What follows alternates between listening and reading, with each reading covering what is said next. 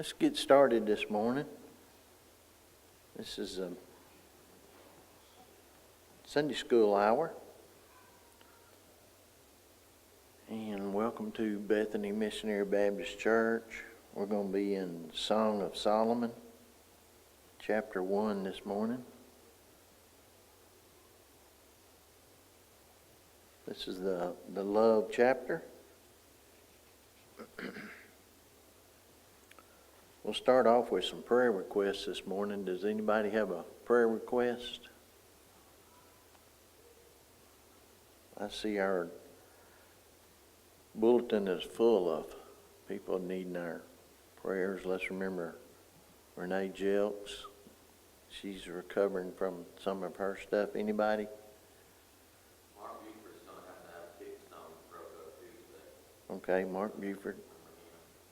Terry? There is a 15-year-old that lost her life Saturday morning around 1 a.m. Her eyes not on the river because of that. Speeding Mercy. Okay, let's remember this wreck. Brother Jonathan, you had something else? Yeah, Miss Billy Cook's great-granddaughter, Avery, been sick last week and then went home and then had to go back Friday. Okay. To children, so it's a little baby. So it's prayer. Okay, let's remember this one. Avery Avery Cook. Cook. Anybody else? Brother Mark Farr, would you open us up in prayer, please?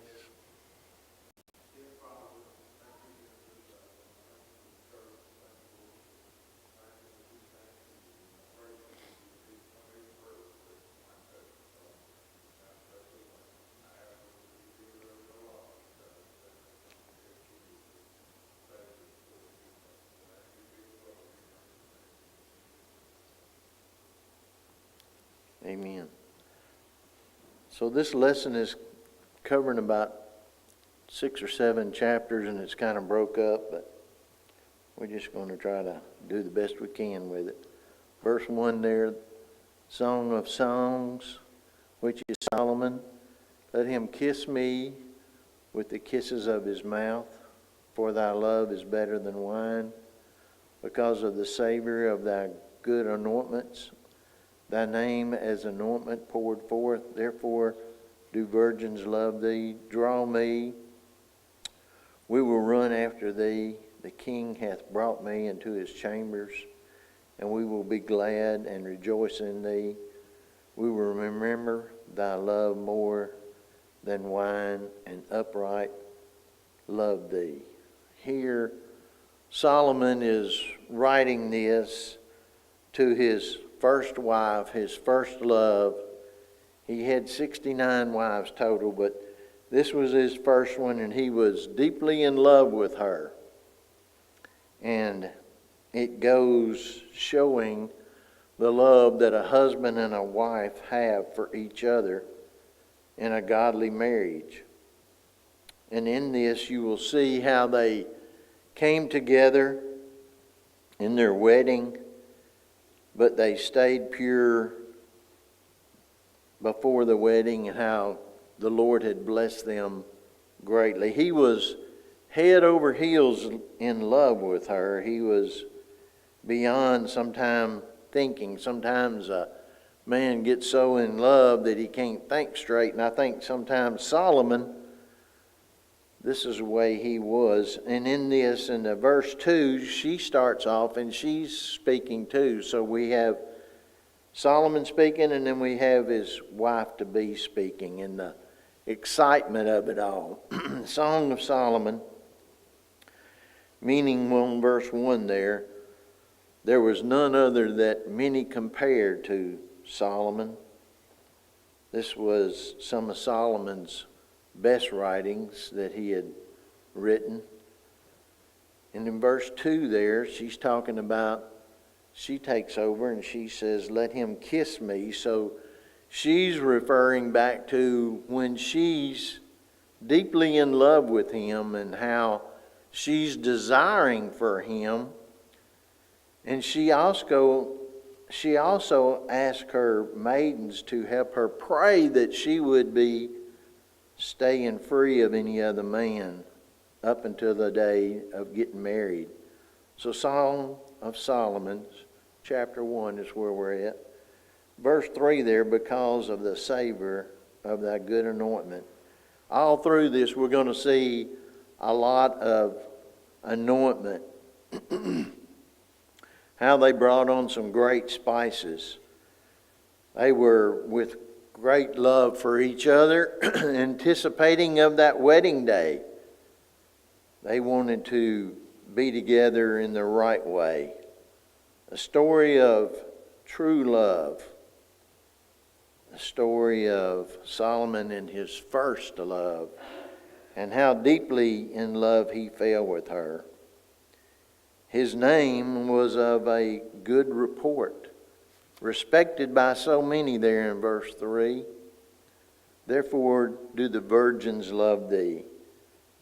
He had no one that was not respected of him in the way that he handled his first love, his first wife to be. And she also adored him. She would bring him up, and she showed much respect. She never in any way cut him down through this, but she was very respectful of Solomon. Verse 4, draw me, we will run after thee. The king hath brought me into his chambers.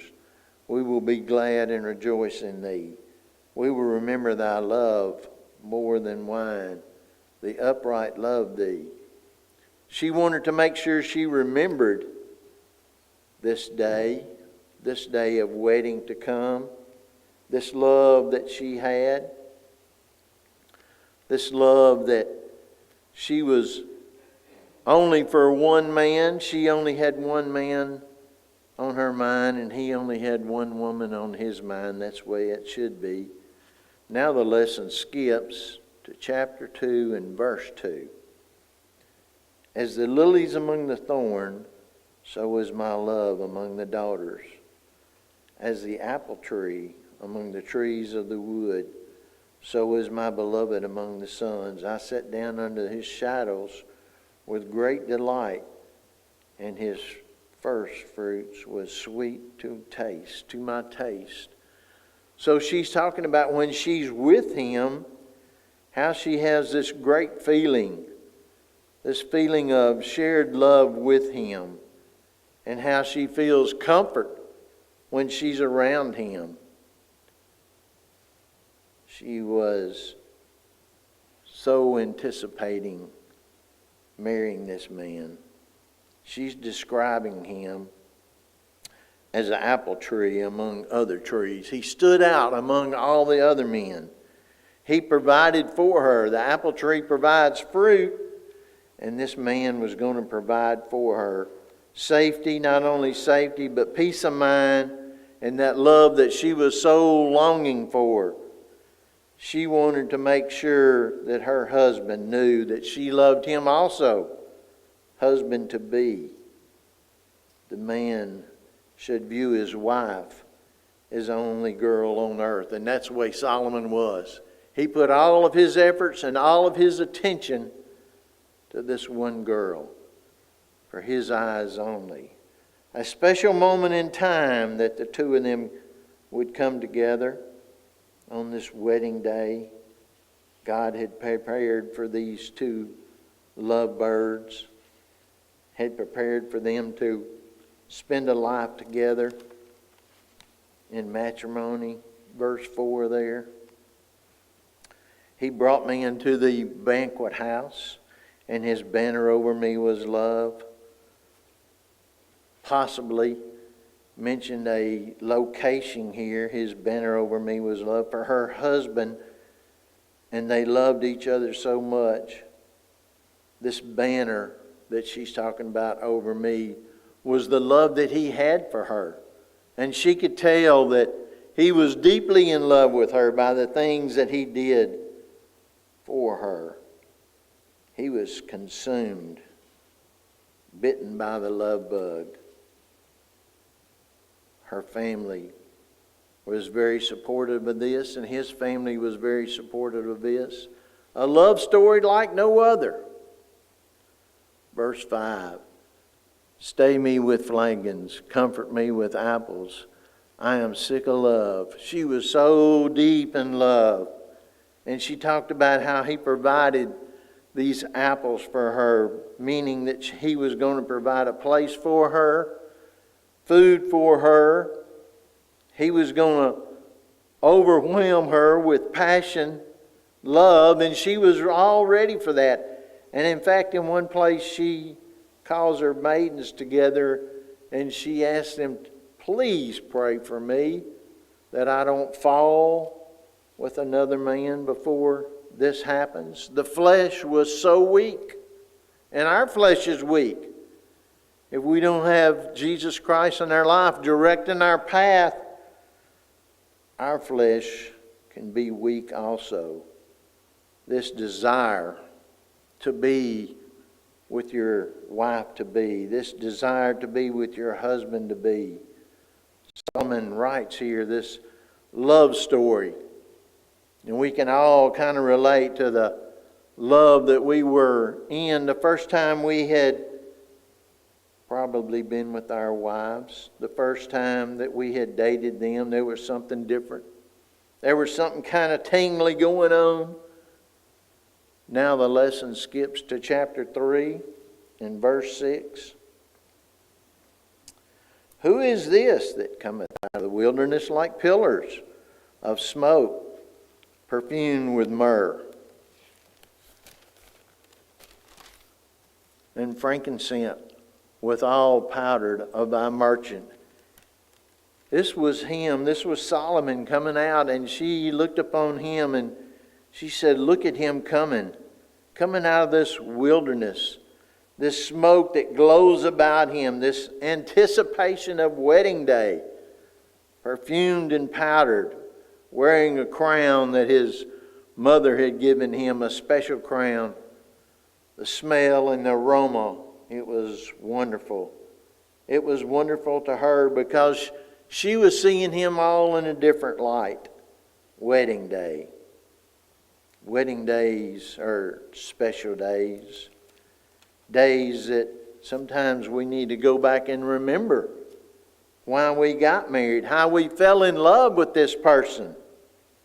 And as time goes on, sometimes we just go through life and it gets so busy, do we forget that love, that joy that was there? A love story. Chapter 3 and verse 6 is asking a question there. Who is this? She's saying, man. She looked out and she saw him, and he looked unlike he did the times of past. He had a glow about him. He was coming to that day, that joyous day, wedding day. Verse 7, behold his bed, which is Solomon's 80 valiant men are about it, and of the valiant of Israel. These men were strong men that were going to protect this place that they were going to live. He had everything aside, going just right for him. Lionel Richie sings a song, Struck on You, and boy, was Solomon struck on her. Unlike anything he had ever been struck on before. And so she's preparing. He's ready. Everything is set. The big gift. The wedding is about to happen. Everything is in place. A gift from God awaits them on the other side.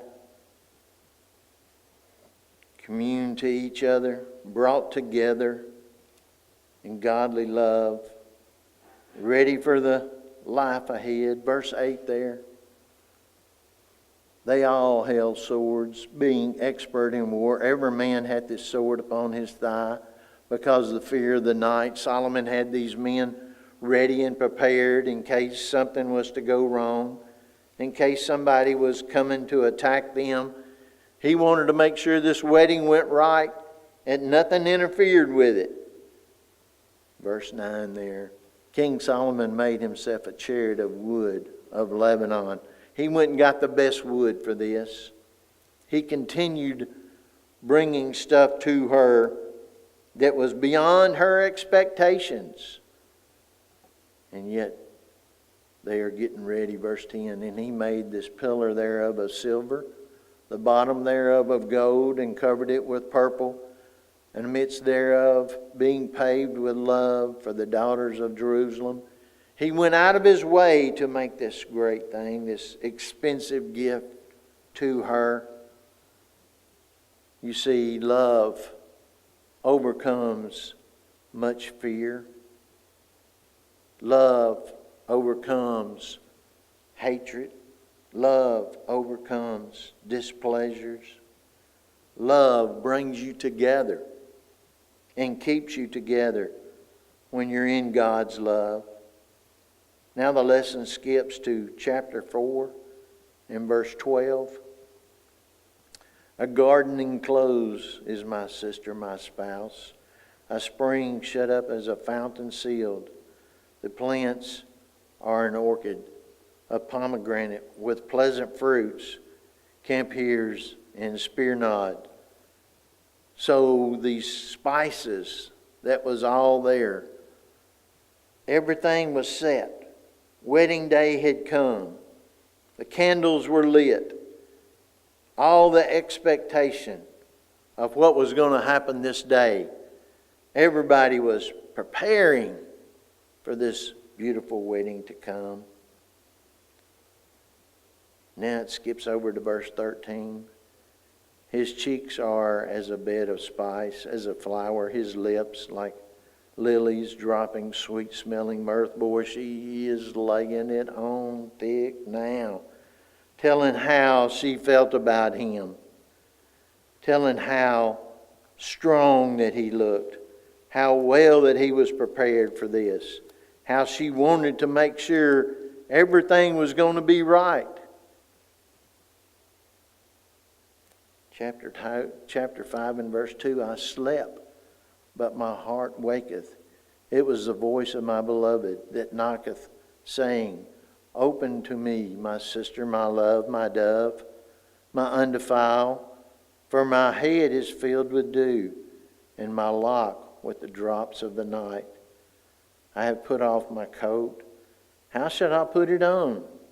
I have washed my feet. How shall I defile them? My beloved. Here's what happens now. They're married. And at this point, he's been out and he's come back in and he's knocking at the door, wanting to go in there with his wife. But she doesn't go and open the door. So they have their first scuff. Their first time when passion all of a sudden comes to a stop. For some reason or another, she didn't want to open the door. And she laid there thinking about it. And she did not know what to do.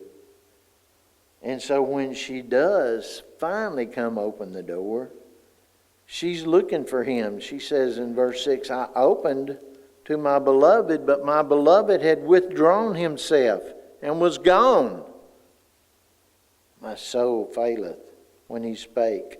I sought him, but I could not find him. I called him, but he gave me no answer. She was looking for her husband that had been knocking on the door, and he knocked so loud, and she didn't come to the door and answer it. And so his passion had fallen in his soul. He was confused of what was going on. Why has my new wife rejected me? What was going on? What have I done wrong? Why are things like this now? Everything was so great before. Where's her passion? Where's all the nice things that she said to me? The lesson skips to chapter 8 and verse 6. Set me a seal upon thine heart, as a seal upon thine arm. For love is strong as death. Jealousy is cruel as the grave. The coals thereof, the coals of fire, that which hath vehement flame. Many waters cannot quench love, Neither can the floods draw it down. If a man would give all the substance of his house for love, it would utterly be contemned.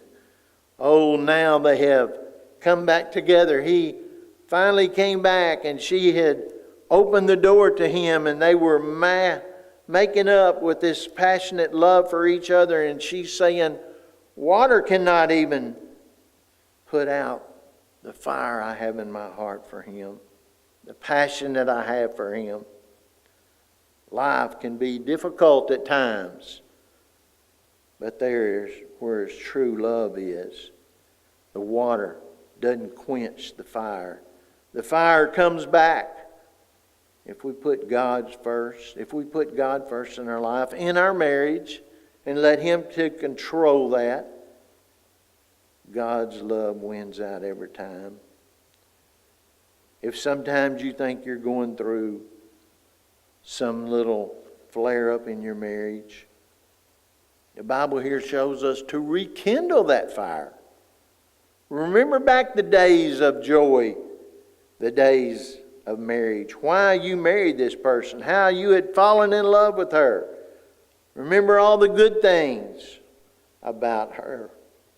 Don't let the devil have a foothold into you trying to separate yourself from your wife or your wife from you.